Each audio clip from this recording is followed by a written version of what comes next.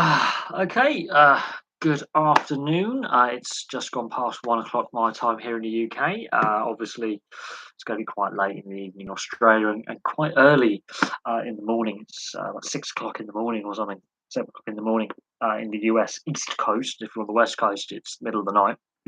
But the channel's passed 900 subscribers during last night's live stream.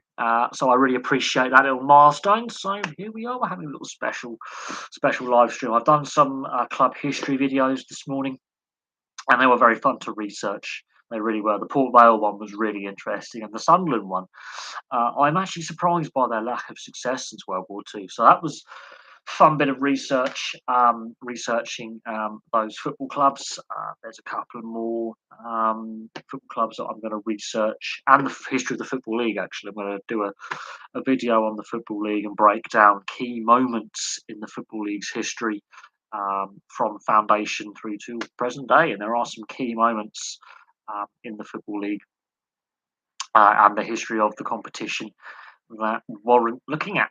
So that's some things for the future. Obviously, yesterday news broke that Birmingham City are being investigated under the directors' test for their ownership in regards to the current ownership by the Football League. And there is obviously an ongoing situation with Birmingham City with a partial stadium closure and some uncertain finances and the possibility of a points deduction next season. And they had a poor season this season. There are some concerns about the finances and the possibility of a sale. Derby County as well, still in uncertain, uncharted waters. And of course, the Chelsea takeover has now been officially completed. So Abramovich no longer is the owner of that football club. It's now the Dodgers owner Bowley is now the owner of Chelsea FC. And we can have a look at the Chelsea situation as well in some depth at a later time. So that's an ongoing situation with the Chelsea Football Club. Obviously, the tennis governing bodies have stripped Wimbledon of their ranking points because they have stood out as the only one of the four majors to bar Russian and Belarusian tennis players from participating. And Andy Murray has been quite critical of that decision of the ATP and the women's WTP or WTA or whatever it is, the tour operators and the governing body of global tennis for their decision to do that. He's been very, very critical of their decision to strip the Wimbledon Open Grand Slam of its ranking points. Very, very critical of that decision. So we'll wait and see how that plays out. And there's some other big stories as well breaking in sport all the time. UEFA will be now investigating the crowd trouble, the difficulties with fans entering the stadium at the Champions League final.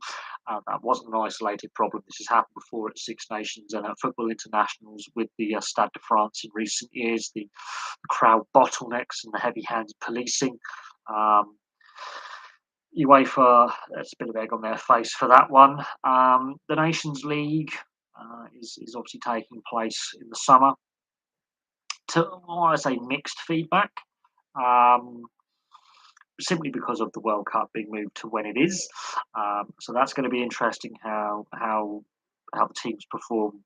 We are always discussing, player welfare and fatigue, and do they play too many games in the season, amongst other topics. So that's an interesting subtext.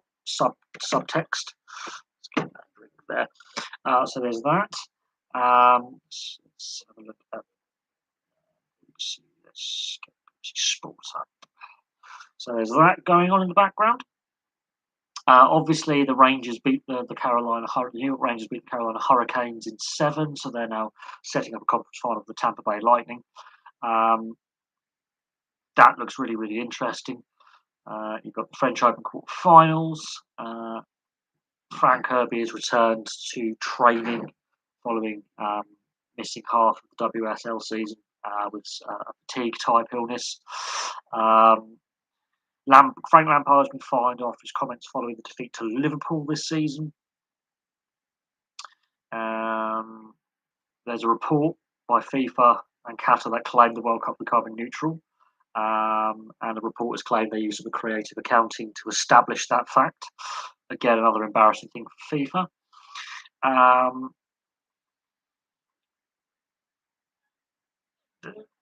Karim Benzema has been named the Champions League Player of the Season, and Vinicius Junior picking up the Young Player Award. The Chelsea taker Chelsea's 4.25 billion sale has been officially completed. Todd Bowley is now the new owner, as he's the head of the consortium that has taken it over. And that's going to be very, very interesting because the special operating license would have actually expired at midnight today. So we'll have a look at the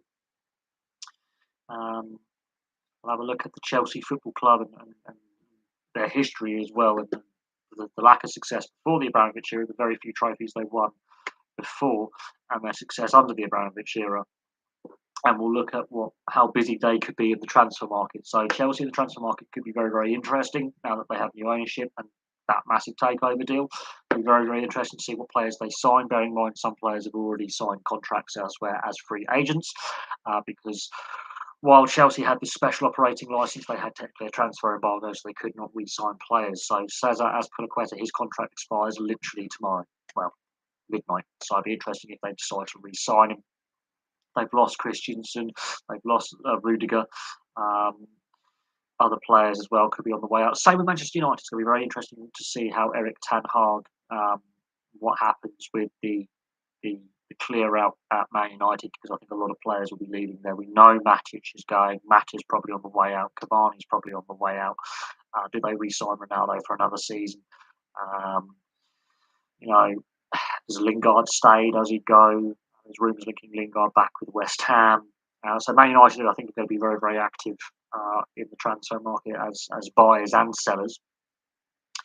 Newcastle United, look for them to be quite active. Spurs have already been very proactive, signing players on free contracts, on free transfers. They've been quite shrewd with their transfer dealings and the players they picked up, Perisic and Fraser Forster, very good signings that in another year they would have paid a transfer fee for. I am surprised both Southampton and Inter Milan let those players go for nothing. I am really surprised that they didn't attempt to re-sign those players. Very, very surprised by that, but it is what it is.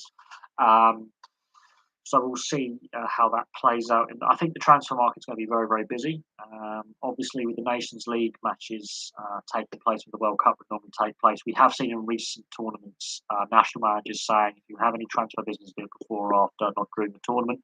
So look for some clubs to get their transfer business done early, and look for some clubs to wait and then get it done before the season starts, because obviously the congested season that we're going to have with the Qatar World Cup taking place when it is, and we could see a lot of player movement in a very short space of time, and I think a lot of clubs are going to be very, very active. The Tottenham situation over signing a couple of players on the free is a hint that they're not probably going to spend a lot of money this summer as well, but they've been very good pickups, I think. Some of the better signings that they've made in recent years, I think, from Spurs. We'll see if Harry Kane again decides to stay or decides to go. Obviously, Haaland going to Man City now confirmed. Sadio Mane, is he going to Bayern Munich? Is he staying at Liverpool? Is a decision being taken there? Has he played his last match for the Reds? Is he staying as a Liverpool player? I thought Firmino was going to possibly be the one on the way out. Turns out it's most likely Sadio Mane. So there's some squad movement at Liverpool. So again, some interesting moves are being made. Let's watch this space for some big signings. So yeah, I'm free for any questions. Oh shit! I just dropped the phone on the floor. That helps. That always helps. Lob the phone on the floor. So yes, Tampa have a chance to do 3 Stanley Cups in a row. That hasn't been done since the 80s with the New York Islanders. That is a very interesting record that they're going for.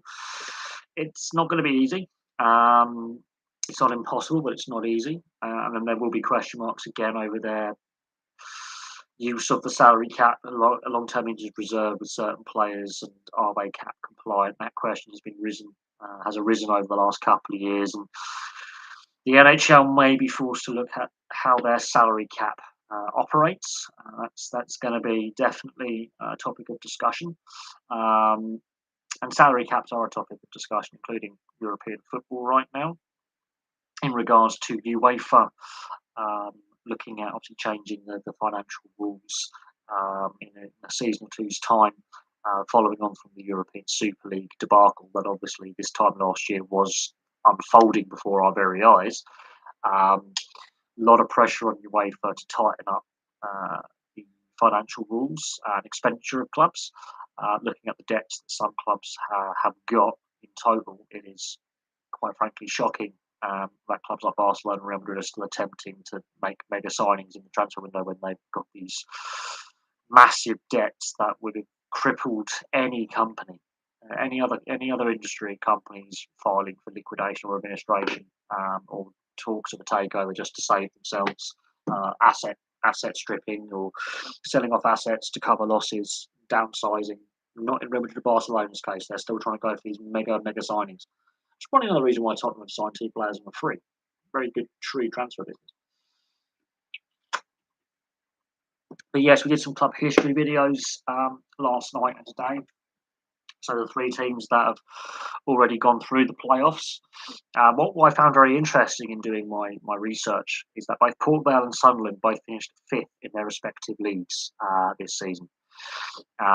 Be interested to see where Nottingham Forest finish. If Nottingham Forest finished fifth, that is going to be ridiculous because I don't think that's ever happened before that all three playoff winning sides all finished fifth in their respective leagues. That I think is a very peculiar stat that I don't think people would have realised. So let's have a look at see where Nottingham Forest actually finished in the league this season. Stunned if they finished fifth. They finished fourth. Okay, that's broken the trend. But two out of the three promoted sides that went through the playoffs have finished fifth. One has finished fourth. There you go. Not one of them was the third best side in their specific division. That is a very interesting little stat. But I found it very interesting that both Sunderland and Port Vale both finished fifth. So Port Vale are now into League One. Sunderland now in the Championship. That was a very interesting little stat. That I picked up whilst doing the research for the club history videos that I did this morning. But yes, so I'm open to questions. There's a fair few topics. Obviously, there's that NFL player who was killed in a car accident quite tragically overnight. Again, sports stars are human beings. They are normal human beings in the off season. They have lives. These things do happen, and it is yeah. Arizona Cardinals. Jeff Gladney. He's died at the age of 25. Now, apparently the crash occurred in Dallas in the early hours of Monday morning, and according to reports, a female passenger also died in the incident. So that is a very sad state of affairs over in the US. Arizona signed Gladney, who previously played for the Minnesota Vikings on a 2-year deal with the offseason, so he hadn't even played a game for them. He was picked up 31st in the NFL draft in 2020 by the Vikings. He's only played 16 games, making 15 starts since before being released last year in August 2021 after a felony assault charge in a domestic violence case. So until the full facts are released, in regards to this, some sad news coming out of the NFL. And if you are religiously following the NFL, this is not an isolated thing with felony assault charges and other things off the field. This is a league that has a lot of these off the field antics, and it's become so commonplace that it rarely raises an eyebrow. But I think it's something that needs to be discussed. But the untimely passing at such a young age, until the full circumstances of that road traffic incident are known, it is difficult to pass judgment, and speculation is not a good thing at this time. So right, any questions that people want to ask, feel free to ask away, and we'll do our best to answer them. As I say, I'm not an expert on every single sport and every single sports league, but I'll do my best to to obviously answer any queries or questions anyone may or may not have. So there we go. Djokovic is set to play a quarter final against Rafa Nadal. That's going to be a tasty quarter final with two of the best players of all time and the best player on clay of all time in Rafa Nadal. Novak Djokovic. Obviously, Novak Djokovic has had his issues, obviously with being barred entry to Australia for the Australian Open. But they've got 41 Grand Slam titles between two players. That is ridiculous. The match starts at 9:15 French time. That's 8:45 our time in the UK, and it is going to be the night session. So that's going to be a really interesting matchup.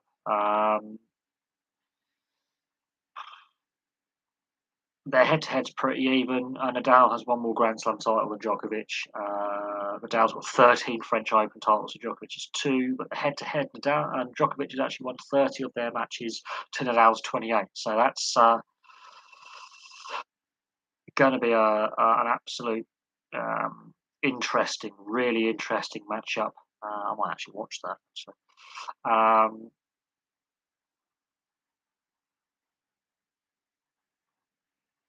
and yes, the late start has been criticised, the evening session, with the fact that there is mixed weather conditions coming off the North Atlantic into Western Europe.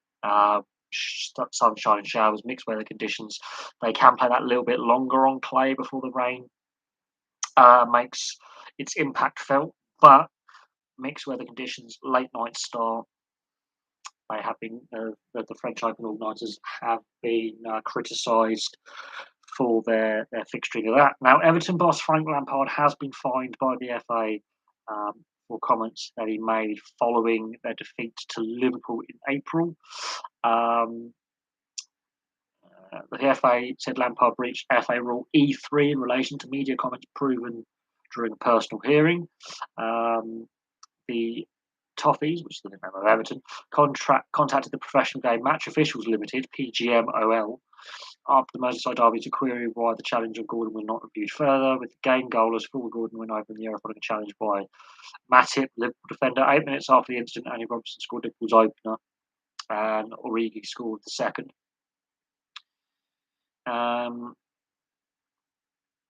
And he made some comments criticising the decision not to award a penalty. Then there's the UEFA commissioning the report into the issues with the Champions League final. UEFA has commissioned an independent report into the scenes outside the ground that delayed Saturday's Champions League final between Liverpool and Real Madrid. Kick-off at the Stade de France in Paris was delayed by about 35 minutes delay, with Liverpool ticket holders seen waiting in huge queues and French police later using tear gas on crowds. The French authorities complained of what they called industrial-scale ticket fraud amid a row over the game's policing, but it turned out that French Sports Minister Émile Castera said there were no problems regarding Madrid supporters, and the Spanish side had controlled their travelling fans better than Liverpool had let their supporters out in the wild, which is stupid, really. Liverpool chairman Tom Werner has since written a letter to the minister demanding an apology for her comments. Werner wrote, the events that occurred in and around the Stade de France on Saturday night at the UEFA Champions League final were not only incredibly dangerous for all who attended, but raised serious questions about the organisation and the operation of the event. This should be the focus of all interested parties today, rather than pursuing a blame game strategy being a press conference. The UEFA Champions League final should be one of the finest spectacles in world sport. Instead, it devolved into one of the most worst security collapses in recent memory. Liverpool Chief Executive Billy Hogan has said the club are reviewing legal avenues available to us on behalf of the affected supporters. In an interview with the Liverpool website, Hogan said he was incredibly surprised by the minister's remarks, calling them completely inappropriate. He added, we just feel that everyone should be focused on getting the investigation right and less about making inflammatory comments that attempt to deflect responsibility for what happened on Saturday night. UEFA said a comprehensive review would examine a number of factors, which include the decision-making, responsibility, and behaviour of all parties involved in the final. UEFA said in a statement, evidence will be gathered from all relevant parties, and the findings of the independent report will be made public once completed. Upon receipt of the findings, UEFA will evaluate the next steps. The report will be independently compiled, and Dr. Tiago Brandão Rodrigues from Portugal will lead the production of the review. UEFA initially blamed the late arrival of fans, which was completely incorrect, delaying the kickoff by 36 minutes. Fans had been there 3-4 hours before kickoff, queuing to get in, so that was a lie, which has now been proven. Regardless of what you think of Liverpool and their travelling support, that is false. France Interior and Sports Ministries acknowledged difficulties in managing crowds at the final, but have been pointing blame to the chaos of fans with fake tickets and local youths trying to force their way into the stadium. Um, Now, the fake tickets, that has been an ongoing problem with UEFA finals for several years. That still has not been rectified. However, a spokesperson for France's Independent Police Commissioners Union, Mathieu Vallet, told the BBC's NewsHour that supporters without tickets or with fake tickets were not the main problems. Now, the police are now saying that wasn't the problem. It's clear we needed more police. We didn't have enough on the ground. On Sunday, Liverpool called for an independent investigation into the unacceptable issues faced by fans before the match. Many claim they had been at the stadium hours before kickoff but were stopped from getting into the ground. UK sportsman Nigel Huddleston said he was very concerned about the upsetting scenes, while Andy Robinson, plays for Liverpool, said the match organisation was a shambles. Um, and yeah, well, and of course all the footage that has appeared online, which tends to back up Liverpool's claims rather than what the French government is saying, which, in my opinion, is inflammatory and is trying to again point the blame at us rather than actually the organisation, security, policing, and the ticketing policy and the entrance policy. But there we go. And it's not the first time that the Stade de France has been complained about at big sporting events. Um, that is an ongoing issue. That's not a new thing. It's happened at athletics, rugby union, football, you name it. It's happened there. It's not a new concern that has been raised by fans, by sporting authorities, by the media. Even the police are saying the fans weren't the problem. So that completely debunks what the ministers are saying at the French government, which makes them look really stupid. Thank you very much for your support. Great to see you. Wish you the channel more success in the future. Absolutely, thank you very much. Basically, during last night's live stream, we just ticked over to that 900 towards the end of the live stream. We've had more people subscribe today, and I've done a couple of club history videos this morning, which were really fun to actually research. So I'll be interested to know what sports teams at club level you support, because I'm more than happy to delve into and look at the histories of teams, especially association football of the European leagues. I want to look at the formation of the Football League and go through that history, and go through the various important moments of the Football League, and when clubs are admitted, and the structures and how they came up to have the full division, you know, structure we have today. Even though the Premier League is now a separately governed by a separate governing body, but still there's the structure of the four professional divisions we have today. So yeah, there is that. Obviously, the scenes at the Champions League final were not great. Trying to put the blame on the English fans again um, is a cheap cop out. Obviously, Liverpool are a club a lot of people love to hate anyway. Domestically, they're not the most popular club out with fans in this country for a variety of reasons. But I think pointing the blame at them and trying to pass the buck is not the way to handle the situation. The final itself wasn't the best final I've seen, or I wouldn't say it's the worst. But I'd watched a lot of sport that day, so by the time the final whistle went, I was feeling quite tired. Uh, Watching four rugby league matches in full and a Champions League final in full is quite draining. So we see how I'll cope with the Women's Euros, the Rugby League World Cup, and the Football World Cup. That was a little taster of what it's going to be like over the next 6 months with these big tournaments, if and when I can watch as many games as possible. I forgot how physically draining, honestly, watching that much sport in a day and then reviewing matches can be. I really forgot actually how physically draining. Ironically, it is actually exceptionally tiring watching that much sport, taking notes, doing a video, watching the next game, taking notes, doing a video, then watching the next game. It's absolutely draining. So yeah, um, we shall see how things progress with other major sporting events that will be taking place. Obviously, the French Open is tennis is taking place at the moment. Of course, the match of the day is Nadal Djokovic, which starts with an evening start, which I find really bizarre that they're trying to how they're scheduling that. But that's the French tennis organisers. If the French Open want to do that, that's their prerogative. It's their tournament. So we'll see if how much play Nadal and Djokovic get done before light just becomes too too dark to continue playing, basically until light becomes an issue. So there is that. What else? What else? There's a few other bits and pieces. The Payne Haas contract situation in the NRL. I haven't done a video on it yet, but the way it's playing out, um, very similar to Davita Pangai Jr. and Fafita in the last couple of seasons. It's becoming a mess. Well, I understand that obviously they are contract negotiations about an extension. The way it's now playing out so publicly is damaging both for the player and the club. I think the club are right to go, you're not worth over $1 million Australian for a contract. The player's right to also say, well, if you want me to keep me, rather than have me go to a rival, pay me this much. And we shall see how that plays out. But that's playing out quite badly, and it doesn't help the image of Payne Haas. It doesn't help the image of the league with the way that contract dispute is playing out very, very publicly. And well, I don't know enough of the ins and outs of the contract dispute. It has been playing out quite publicly, and it's becoming a PR nightmare for both Payne Haas and the Brisbane Broncos.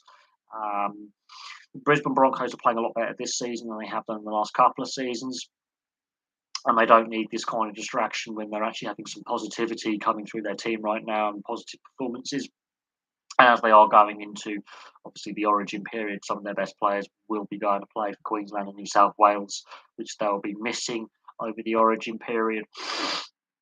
And with this big distraction, that's not a good distraction. So I might have to do a history history video on contract disputes that played out quite publicly. That might be an interesting video idea. But the Payne Haas situation, watch this space. How long does he remain a Brisbane Broncos player? Does he sign that contract extension? Does he get moved on by the Broncos? Is another team willing to pay the million to $1.2 million contract that he's asking for? Do the Broncos go, right, we've had enough, it's going to put our salary cap into a mess? Do they try and move him on? Because there is no doubt on his day he's one of the best front row forwards in rugby league in the game. He's a destructive ball runner. There is no doubt on his ability as a player in the position that he plays. But the contract dispute is, I think, an unnecessary and unwelcome distraction that, if they were having a contract dispute, could have been kept behind closed doors. So that's now been leaked to the press. The press are now in knowledge of it. And it's becoming a PR nightmare. And some of the statements from Payne Haas's camp, they don't come across well, whether he meant them in the way he says them or not, whether they've been lost in translation. They don't come across particularly well. They don't paint Payne Haas in a good light, or his advisors, his player agent, and those advisors around him. So that's not a good look. And we've seen this before with a variety of sports where there's a contract dispute that drags on for a period of time, and the relationship between the player and the team, or the player and his teammates, breaks down quite badly. Uh, we could be seeing that here with Payne Haas and then the Brisbane Broncos. Although statements coming out from other Broncos players say that he's still committed to the team while he's a Broncos player. He wants the team to do well. Um, he's had conversations. Kurt Capewell has been interviewed. Said, "Look, he's spoken to us. He wants us to do well. While this is going on, he's still committed as a Broncos player, etc., etc." But we have seen this before with contract disputes that have become quite toxic for both player and team. We've seen it a lot in European football. We've seen it obviously in rugby league. We've seen it in rugby union. We've seen it in North American leagues such as Major League Baseball, the NHL, the NFL. Um, so this is not a new phenomenon, but I always say this: being an athlete, being a professional athlete of any sport is a privilege, not a right. And unfortunately, Payne Haas is not painting himself in a very positive light with the ongoing contract dispute that's currently taking place between himself and the Broncos. That's my personal opinion on that current situation. Let's have a look. What else is happening? Let's have a look. Let's have a look at what transfer news in European football have been doing. Let's have a look at the transfer market. Um, oh,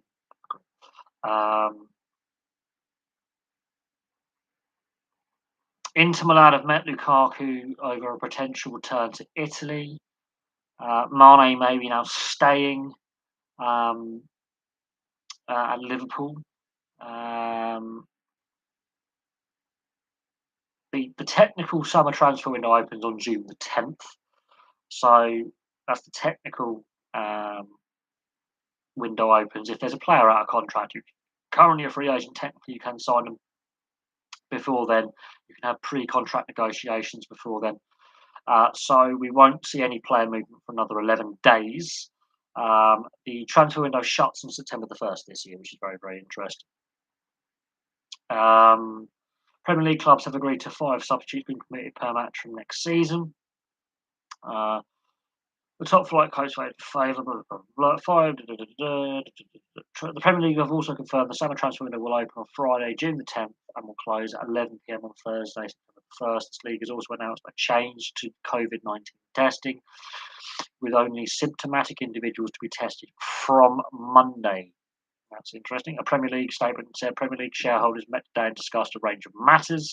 Clubs agreed to change the rules relating to substitute players.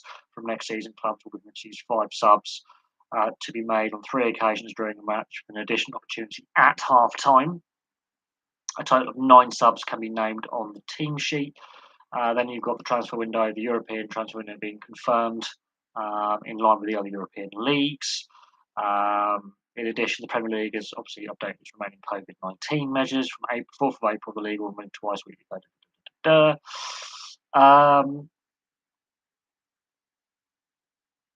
You've got player fatigue.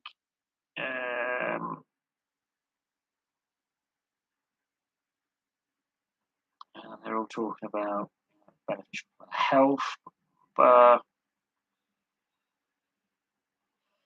Okay, so there's nothing new there. Let's go back to BBC Sports. Let's have a look at TSN, because I like looking at TSN because it gives a different perspective on sports from a different continent, because especially with the British media, it's very very football very football focused or soccer focused, depending where you are in the world.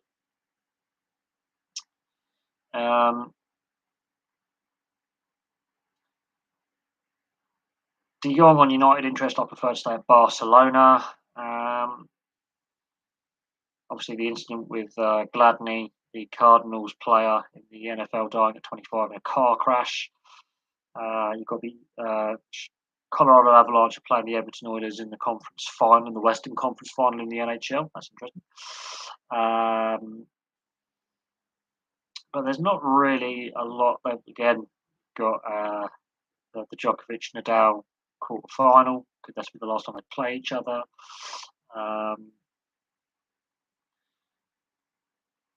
There's not really a lot really in at the moment that I would say is massive sports. The sports news has gone pretty quiet. Here we go. Robert Lewandowski says he's pretty much done at Bayern Munich. Neymar expects PSG next season around rumours that he's on the way out. Obviously, UEFA have commissioned an independent inquiry after the scenes outside the Champions League final. The French government are blaming ticket fraud, which is pretty false, although there were several, but there were some with called with fake tickets. What else? So that's the football news. The City chairman is promising more signings. This is interesting. Man City. The addition of Erling Haaland and the arrival of Julian Alvarez won't be the only new faces at the Etihad. They're hoping for a couple more additions. We're looking to strengthen areas we need to strengthen. Every season, some players leave and we have to refresh. That's what the youth system's for. So you've got Haaland and Alvarez, who was left on River Plate on loan for the rest of the season. He will be joining in the summer. Fernandinho is set to leave. Another area of concern is the team seeming a bit to go over the hump and finally capture Champions League title. They approach it, and they're saying they approach every, they try and win every competition. And the Premier League fixtures will be announced next month in full for an August 6th. August the 6th is when the Premier League season is due to start. So bear that in mind.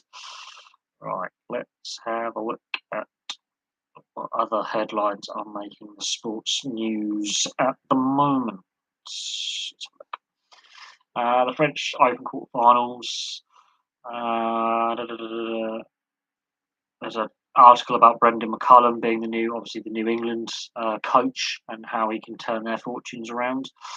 The first test starts against New Zealand on Thursday, and it's at Lord's, so I could actually go to the first test, but I can't bother. Obviously, Gareth Bale has now left Real Madrid, where he ends up or if he retires. That's another thing. Ruben Neves,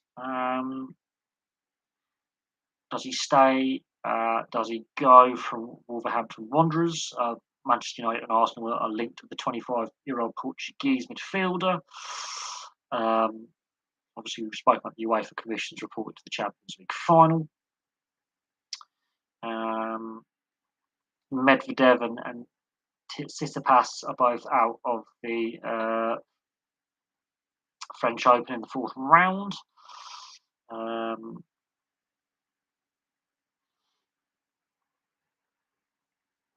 What else have we got? Man City to make a couple more summer signings. Andy Murray being critical of two-time Wimbledon champion Andy Murray says the ATP and WTA have not made a great move by taking away the tournament's ranking points this year. This is obviously because of the boycott of Russian and Belarusian players, the banning of them. So that's quite interesting. It's the only one of the majors to do so. Finland are ice hockey world champions. Great Britain relegated. Russia and Belarus excluded. Yes, although we are hosting the 1A championships next year, so we do get to host a world championship event in Nottingham. So that's going to be really interesting. And I think we are favourites to bounce back at the first attempt because Liam Kirk will be available again. He obviously missed this year's competition with a knee injury. Sustained very early in the season. He had to have knee surgery and a lengthy layoff. Which is quite worrying quite early in his career that he's had to have basically a full knee reconstruction, and he's only 22 years old. And he's had to have one of his knees completely rebuilt, and he was showing promising signs for the Tucson Roadrunners. And I think when you are an international team and you're top goal scorer, who was also the top goal scorer at the previous tournament, is missing, that is hard to replicate without someone like that playing. There are some of the games that we lost. The Norway game, I think we could have won if we had Liam Kirk. And who did we play? Was it Latvia in the last game, which we were leading? Again, that we could have won, in my opinion, and take a player like Liam Kirk out of the lineup with what he contributed last year with 7 goals. That is going to have an impact on how your team performs. And yes, didn't score enough. So you have to bear that in mind. Plus the disruption to things the last couple of years, players retiring, players injured. Um, it is what it is. Tournament disruption. You know, unfortunately, that's how world ice hockey operates. Um, there isn't like a World Cup every 4 years, and the closest you get to a World Cup is the Olympics. And that's just generally how, unfortunately, how international ice hockey operates at the moment. It would be great to see a World Cup, but the main focus right now is on the Stanley Cup playoffs and the NHL, and that is the problem. Is when it comes to the professional game. Yes, the World Championship is exceptionally popular, and is a great tournament. At the same time, yeah, there you go. But Finland fully deserved to win. The manner of their victory against Canada, there's been some of the Canadian players have obviously vented their frustration. Pierre-Luc Dubois, I think, is the most openly critical with his post-match, literally as he's come off the ice, his post-match interview. Uh, he doesn't like the fact that there was a penalty called in the last minute of the game in overtime, but it is what it is. It's done. Finland are a really good side. There is no denying how good a team they actually are. Um, they are a very, very good team. There's a reason why they're one of the world's best. I think they're also Olympic champions as well. The Finnish team is a juggernaut. Their organisation, their fitness, their just their structures they have in place, their player development. Um, it, a lot of other nations with bigger populations are envious of the Finnish team and their structures right now. For a population of just over 5-6 million people, to do what they've done with that small population base is a fantastic achievement. Um, Especially when they've beaten like the nation that is well Canada. Um, that really the evening up, the balancing up of the competition and international ice hockey these days. Back in the day, it was the Soviets or the Canadians that were, the team to beat on a regular basis. It's not the case anymore. You look at the talent depth now, the depth of talent in the NHL and the AHL and the ECHL. Look at the amount of European players that are now in there. You look at the amount of US-born players or registered players, the rising percentage of American players, the actual percentage of Canadian players, the makeup of the league has completely changed in the last 20, 30 years. And the global balance of the game is completely changed. And we can debate if that's good or bad for the game in general. But what they call the European invasion, the opening up to European. I'm going to move my laptop a little bit. I'm just going to rotate myself because I've got a bad back. Oh God! There we go. Much better. But yes, you have so much better back support. But yes, the debate is that the NHL, the style of hockey has changed. You look at the percentages, the nationalities of players that are playing in the league, um, where they're drafted from. You look at each NHL draft, where countries that the overseas players come from. The percentage now of Canadian players in the league overall is dropping. The percentage of American players is rising. Um, and there are reasons for that. There's been investment in grassroots. The NHL's policy of expansion in the US has had an impact as well, and the growth of the game in the non-traditional markets. And there's when the people are saying, "Well, they've got to move the team out of Arizona," they were saying the exact same things about Carolina 5 years ago. Those conversations have gone now with the Carolina Hurricanes, and now that they're regular playoff side consistently season after season, conversations disappeared about moving the team out of Carolina. Um, all it takes is for Arizona to make the playoffs in consecutive seasons for a period of time and win rounds in the playoffs and go on a playoff run. The conversation disappears. And they need more decent ownership. I think the ownership is part of the problem. The arena issue is part of the problem, but the team itself isn't. But it's the engagement between fans and getting the right arena space. Um, but